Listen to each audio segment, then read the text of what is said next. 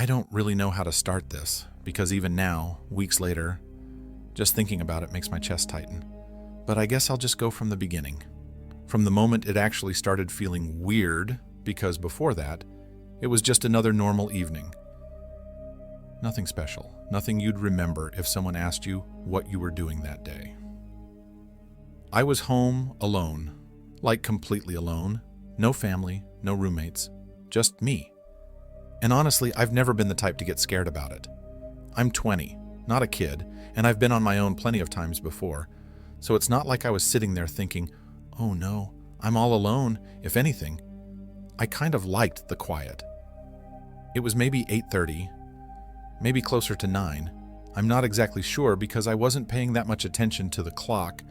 I'd just finished dinner, nothing fancy, just some leftover pasta I reheated in the microwave, and I was sitting in the living room, scrolling on my phone, not really doing anything important. At some point, I remember hearing voices outside, faint, not close enough to make me look out the window, just the kind of street noise you sometimes get, especially when groups of people walk past. I didn't think twice about it. But maybe 5 minutes later, there was this knock at the front door. It wasn't like a polite, single knock. It was 3 quick knocks, then a pause, then more knocks, like someone was impatient. I got up, walked to the door, and, like always, I looked through the peephole before even thinking about unlocking it. What I saw made me freeze for a second. It was 3 guys, all standing there, and none of them looked like anyone I knew. They weren't smiling or waving like neighbors sometimes do. They were just standing there, one of them kind of shifting from foot to foot, like he couldn't stand still. One of them, the tallest, leaned forward toward the door and said something I couldn't quite make out, just a few muffled words. I didn't respond. My gut was already telling me something was off. Then another one knocked again, harder this time, and called out, "Hey man, open up!" That's when I stepped back from the door, quietly, without saying anything. I don't know why I thought that was the smartest move at the time, but I figured if I ignored them, maybe they'd think nobody was home and just leave. They didn't. For the next 30 seconds, I just stood there, heart thudding, trying to listen, and I could hear them talking quietly to each other. I couldn't make out every word, but I caught, "Back way," and "Try it," and immediately I felt this cold wave run through me because I suddenly remembered the kitchen window. I'd opened it earlier in the day to let some air in while cooking, and I'd never closed it. Not only that, but it didn't even have a proper grill. You could literally just step through it. I started moving toward the kitchen as quietly as I could, but before I even got halfway there, I heard the sound, this faint scrape, like shoes on the outside wall, and then the creak of the window frame. I froze. I could hear them now, their voices louder, because they were right there. A second later came the sound of someone landing inside, their shoes hitting the tile. I didn't think. I just bolted for the nearest room with a lock, the small study at the end of the hall. I slammed the door shut, locked it, and backed up until I was pressed against the opposite wall, my phone already in my hand. My first thought was to call the police. But then another thought hit me. My neighbor, Mr. Harris. He's middle-aged, this guy who's always telling me if I ever need anything, just knock. I figured if he knew, he might be able to get here faster than the cops could. I dialed his number first, my voice shaking, as I told him there were people in my house, that they'd come through the kitchen window. He didn't even waste time asking questions, just said, "Lock that door and stay put. I'm coming." Then I called 911. The dispatcher kept me on the line, asking where I was, telling me to stay quiet and stay locked in. I could hear them, those guys, moving around outside the study. One of them tried the door handle. It rattled once, then again, and then there was this low voice saying, "He's in here." I swear, my heart stopped right then. I didn't move. I didn't even breathe. They didn't try to break it down, though. I heard them whispering. Then footsteps moving away toward the front of the house. Maybe they heard something outside, because the next thing I heard was this loud banging, not on my door, but from the front porch, voices yelling, not theirs, my neighbors. I could tell there was more than one person out there now, shouting things like, "We've called the cops, and get out of here!"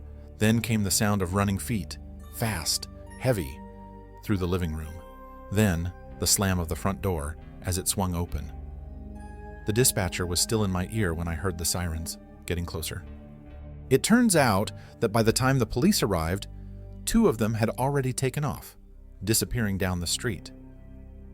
But one of them didn't make it. The neighbor said he'd tried to run out the back, but got cornered when 2 more people from across the street came over to help. When the cops finally told me it was safe to come out, I stepped into the hallway and saw the guy. They had him on the floor, hands behind his back, looking more annoyed than scared. Later, they told me all 3 had been going around the neighborhood, trying to find houses they could break into quick, grab whatever they could, and be gone before anyone noticed. They didn't get anything from me. But that's not really the point. The point is, I keep thinking about how close it was. How, if I'd just gone to close that window earlier, or if I'd actually opened the front door at the start, things could have gone very differently. Now, I check every window, every lock, before the sun even goes down. And I'm not sure I'll ever feel the same way about being alone at night again.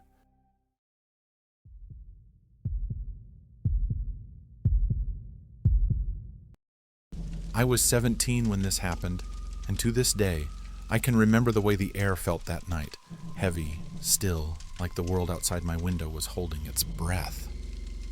My parents had gone to a wedding out of state. My younger brother was staying over at a friend's house, and it was just me in the house. I had this habit back then of keeping all the lights on in the rooms I used, but the rest of the place dark, because it gave me this false sense of comfort, like if I couldn't see into the shadows couldn't see me. It was late, close to 11, and I was in the living room watching an old mystery show, the kind that makes you think you're not afraid of anything until you hear the smallest sound in your own house. That's when the doorbell rang. Not a quick, impatient ring, just one slow press, like whoever it was wanted to make sure I heard. I got up, half annoyed because I wasn't expecting anyone, and I called through the door, "Who is it?" A man's voice answered.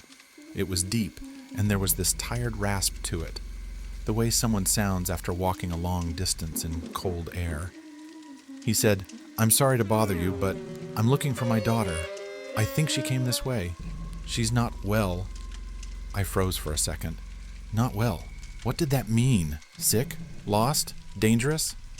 My brain was firing off every possibility at once. I asked for her name, and he said, "Lily," like it should mean something to me. I told him I didn't know any Lily, and maybe he had the wrong house, but he didn't move from the porch. Through the peephole, I could see him tall, wearing a brown jacket, the kind that looked a few years too worn, and his hands were jammed deep in his pockets. He wasn't swaying or acting drunk, but there was something in the way he kept tilting his head, like he was studying the shape of my front door. I told him maybe he should check with the neighbors, and that I couldn't help him. That's when he asked, "Can I just come in for a minute? I'm freezing out here." Every instinct in me screamed, "No," and I said it, maybe too quickly. "Sorry, I can't do that. My parents aren't home." His face didn't change much, but I swear the corner of his mouth twitched like he was holding back a smile. He nodded slowly, then stepped back from the door. I watched him walk down the driveway, and for a moment, I thought it was over. But maybe 20 minutes later, I heard something at the side of the house, a scraping sound, like someone brushing against the siding. I turned off the TV and just sat there, straining to hear. Then came the tapping on the glass, not loud, not angry, just steady, deliberate taps, like a coin being knocked against the window frame. I didn't move at first. I couldn't. But when I finally crept to the edge of the hallway and peeked toward the dining room, I saw his shape through the curtains. standing right outside, his head tilted again, like he was listening to something inside. I don't know how long we stayed like that. Him on the other side of the glass, me barely breathing. Eventually, I backed away, went into my room, and locked the door. I thought about calling the police right then, but I kept telling myself, maybe he really was just a lost dad. Maybe he wasn't dangerous. That's what I told myself, as I lay there, listening. Around midnight, there was one more knock at the door. 3 slow, heavy knocks. No doorbell this time. I didn't answer. I didn't even get up. And finally, after what felt like hours, the sound of footsteps faded away into the night. The next morning, I found a single footprint in the soft dirt under the dining room window. Bigger than mine, heavier. I never saw him again, but for weeks after, every time the doorbell rang, my heart would slam against my ribs, and I'd wait before opening it, listening for that tired, rasping voice, asking to come inside.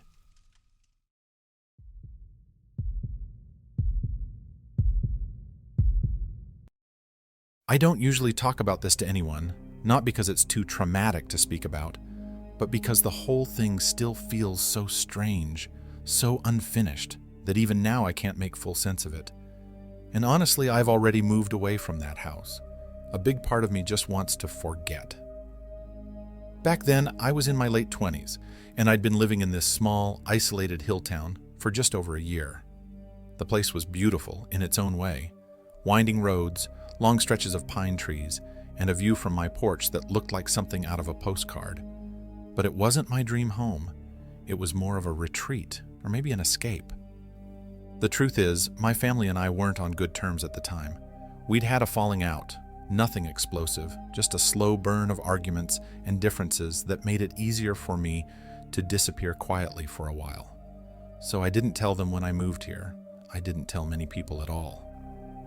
The house I found was an old 2-story place, halfway up a slope, with a single narrow road leading past it and then winding off into the trees. The nearest neighbor was maybe a quarter-mile away. You could go days without hearing another person's voice. My days there were quiet.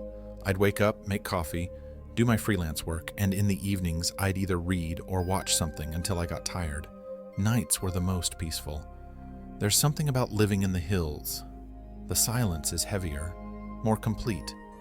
It makes you feel like you're the only one alive in the world. But one night, that silence broke. It was just past midnight when I noticed it. I was in my living room, half watching some documentary, when this sharp flash of light cut through my curtains. Not a long beam, just a brief sweep, like someone passing a torch across my window. I thought maybe it was a passing car, but the road outside wasn't exactly a place people drove through casually at night. I got up and peeked through the curtains and saw nothing but the dark outline of the trees across the road. No headlights, no sound of an engine, no footsteps. I remember standing there for a moment, convincing myself it was probably nothing. Maybe the moon had bounced off something metallic. Maybe I was just tired. The next night, it happened again. Same time, same sudden slice of light across my curtains.